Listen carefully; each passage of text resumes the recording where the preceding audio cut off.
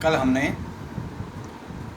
सांख्यिकी के बारे में, सांख्यिकी का अर्थ क्या है, एक वचन के रूप में सांख्यिकी, बहुवचन के रूप में सांख्यिकी, समंक या आंकड़े, ऐसे समंकों की कौन कौन सी विशेषता हैं, वो विशेषताएं समंक में होने पर वह सांख्यिकी होगी और वो विशेषताएं नहीं होने पर सांख्यिकी नहीं होगी, इनके बारे में पढ़ा था। आज हम सांख्यिकी का कार्य क्या है, उसका महत्व क्या है, इसके बारे में पढ़ना चाहेंगे।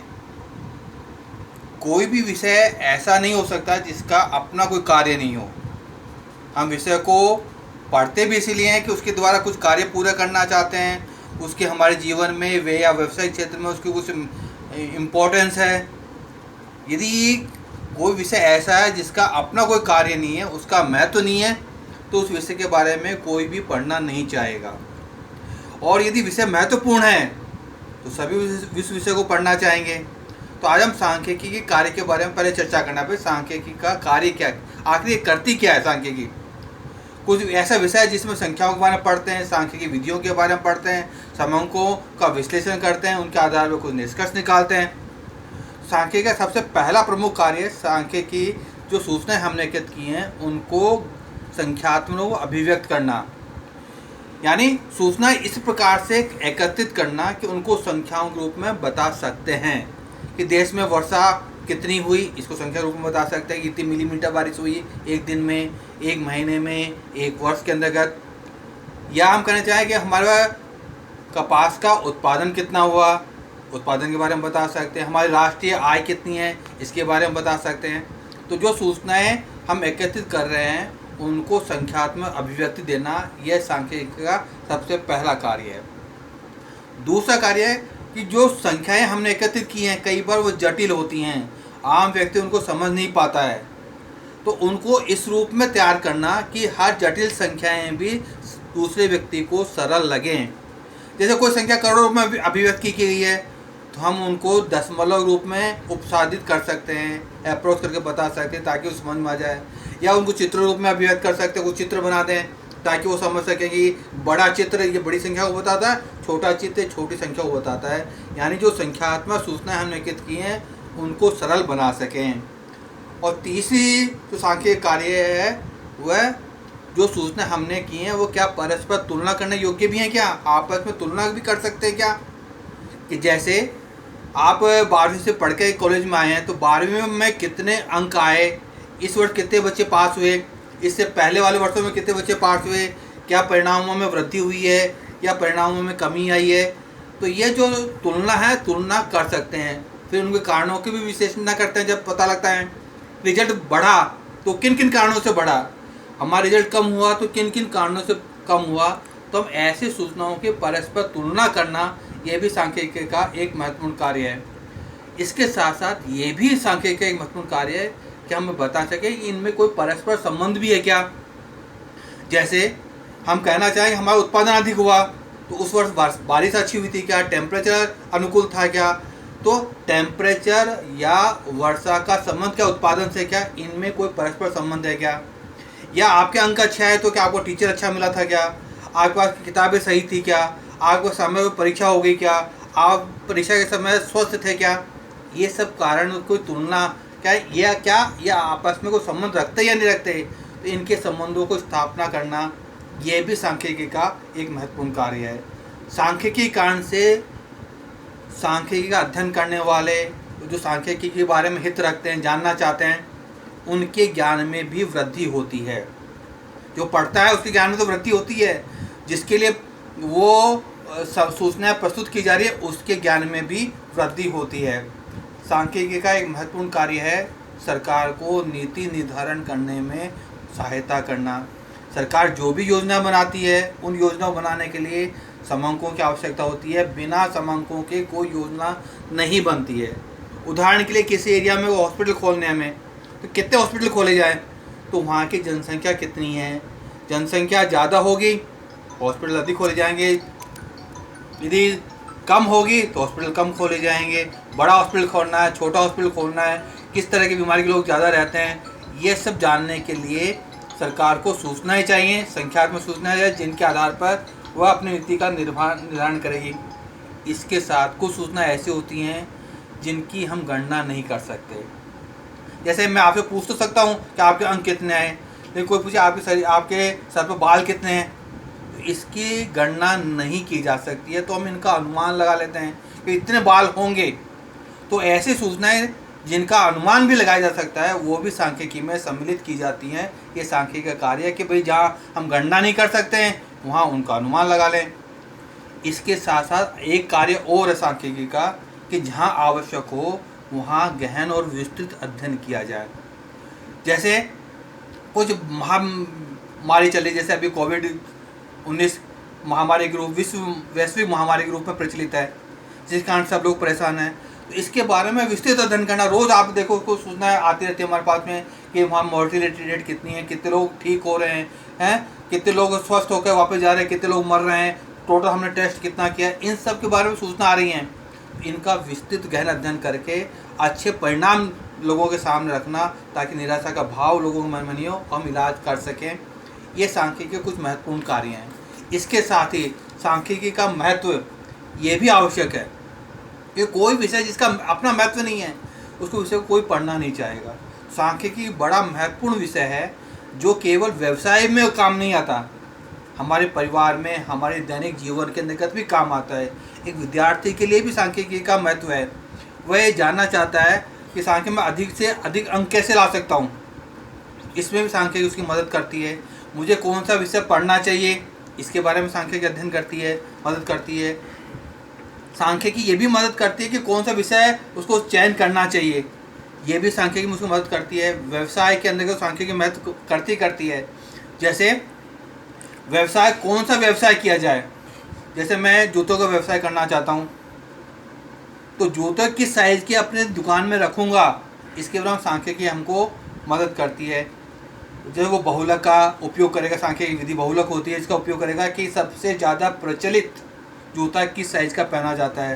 तो उसको लगा कि वही 6 से 8 नंबर का जूता सबसे ज़्यादा पहना जाता है, तो उसका स्टॉक सबसे अधिक रखेगा, तो वह अधिक लाभ अर्जित कर पाएगा। लेकिन वो कहे मैं तो सबसे बड़ी साइज़ का जूता रखूँगा, अपने 12 नंबर का जूता रखूँगा, कौन खरीदेगा तो 12 नंबर का जूता? अपवादजनक कोई ग्राहक खरीदने आएगा तो उसको नुकसान हो सकता है। तो व्यवसाय के अंतर्गत सांख्यिकी की विधियों का प्रयोग करके वह अपने लाभ को अधिक कर सकता है। इसलिए सरकार के में भी महत्वपूर्ण है। सरकार जो भी नीतियाँ निर्धारित करती है, उस सरकारी नीतियों के निर्धारण के लिए सांख्यिकी उसको महत्वपूर्ण भूमिका अदा करती है, उसके समन्वय एकत्रित करती है। जैसे हमको एक हॉस्पिटल खोलना है, हॉस्पिटल के अंदर कितने डॉक्टर अपॉइंट करने हैं हमको, एक अपन को कॉलेज खोलना है, कॉलेज कहाँ पर खोला जाए, किस एरिया में खोला जाए, तो इसके लिए सूचना चाहिए। ये सूचना कौन देता है? ये सांख्यिकी सूचनाएं उपलब्ध कराती है।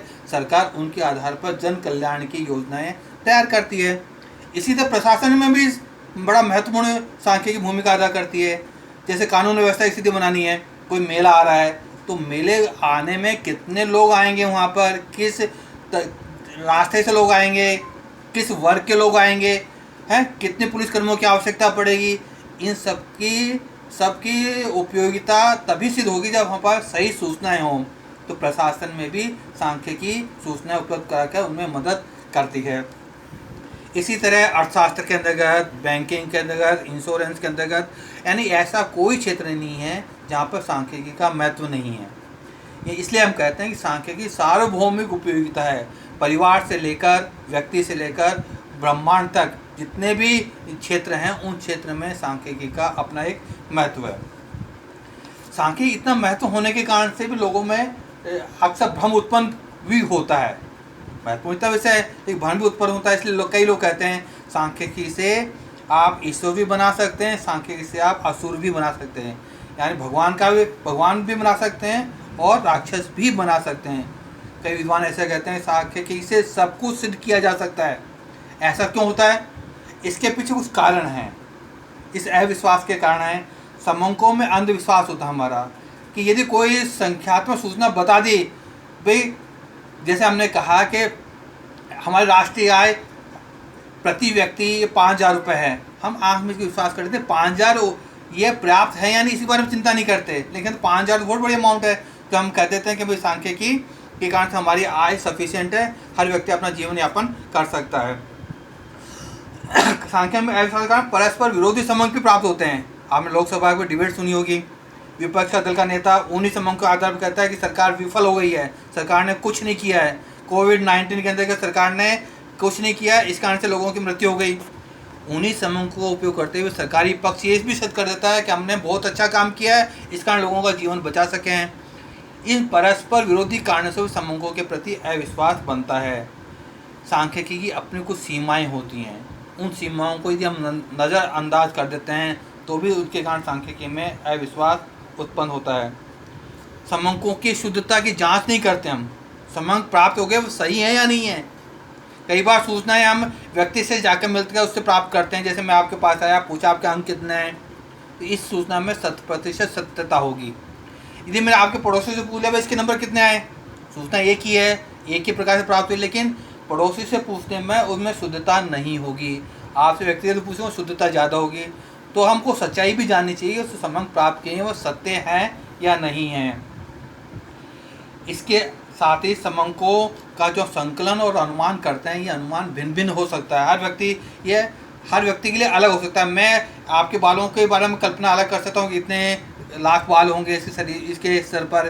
दूसरा व्यक्ति आकर कहता है नहीं, इससे ज़्यादा होंगे। तीसरा व्यक्ति आकर इससे कम हो सकते हैं। इसके कारण से संबंधों के प्रति अविश्वास उत्पन्न होता है। इस अविश्वास को दूर कैसे किया जाए, जिनके कारण से सांख्यिकी में जो हम कहते हैं कि सांख्य उपयोगी नहीं है, कुछ भी सिद्ध कर सकते हैं, ऐसी भ्रामक बातें बंद हो जाएं।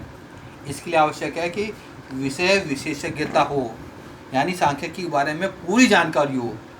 हम केवल एक विधि को हमने पढ़ लिया, उसके आधार पर सांख्यिकी में हम अच्छा परिणाम नहीं ला सकते। एक उदाहरण देना चाहूँगा आपको कि एक व्यक्ति नदी पार कर रहा था अपने परिवार के साथ में। उसने परिवार का, अपने सभी सदस्यों औसत निकाला कि मेरे परिवार में मेरी पत्नी का, 3 बच्चों का औसत ऊंचाई ये 2 फीट 7 इंच है। वहाँ पर जो नदी पार करना चाहते हैं उसने औसत गहराई एवरेज निकाला, और एवरेज निकाला 2.2 ही है। तो देखा हम सब अपना परिवार के सारे सदस्य नदी पार कर लेंगे, क्योंकि मैंने सांख्यिकी पढ़ी है और मैंने औसत निकाला है, उस औसत के आधार पर हम नदी पार कर सकते हैं। थोड़ी दूर गया और पता लगा कि नहीं, उसका सबसे छोटा बेटा ये डूबने लगा। उसने कैलकुलेटर निकाला, वापस चेक किया कि परिणाम सही है मेरा रिजल्ट, फिर ये क्यों हो रहा है, कोई खड्डा उड्डा आ गया, कोई इस कारण से हो रहा होगा। उसने बच्चे को गोद में ले लिया, आगे चला तो दूसरा बच्चा डूबने लगा। तो उसको लगा ये फिर क्या हुआ, मेरे साथ कैलकुलेशन सही है, फिर ऐसा हो क्यों रहा है। ऐसा इसलिए होता है कि उस संख्या के बारे में उसकी विशेष योग्यता नहीं थी, केवल एक विधि का पढ़ा था। यदि वो सांख्यिकी की रेंज भी पढ़ लेता, जिसके अंदर क्या अधिकतम ऊंचाई कितनी, न्यूनतम ऊंचाई कितनी, नदी की अधिकतम गहराई कितनी, इनके बारे में पढ़ लेता, तो ये परिवार के साथ जो दुर्घटना होने वाली है, ये दुर्घटना उसके साथ नहीं होती। यानी विषय विशेषज्ञता की आवश्यकता है। सांख्यिकी की जो अपनी सीमाएं हैं, उन सीमाओं को ध्यान रखने की ज़रूरत है। निष्पक्ष रहने की ज़रूरत है। जो संबंध हम एकत्रित कर रहे हैं उनमें हमारी तरफ से कोई नहीं भाई इसको तो सम्मिलित करना ही है मुझे और इसको नहीं करना, ऐसी बाध्यता, ऐसा पक्षपात नहीं होना चाहिए। और लास्ट में सांख्यिकी की जो सूचना एकत्रित कर रहे हैं उसमें जिन जिन सावधानियों की आवश्यकता रहती है उन सब सावधानियों का उपयोग करें, यानी हर क्षेत्र के संबंधों का उपयोग करें। जिन विषयों को हम अध्ययन करना चाहते हैं, जिस समस्या को लेकर अध्ययन करना चाहते हैं, उससे संबंधित जितनी सूचनाएं हैं उन सभी सूचनाओं का मिश्रण करेंगे, सभी सूचनाएं प्राप्त करेंगे, तो हम परिणाम अच्छा निकालेंगे और ये कह सकेंगे कि सांख्यिकी का सार्वभौमिक उपयोग है। कल हम पढ़ेंगे कि संबंधों के प्रकार कैसे हैं और इनको किस प्रकार से हम एकत्रित करेंगे।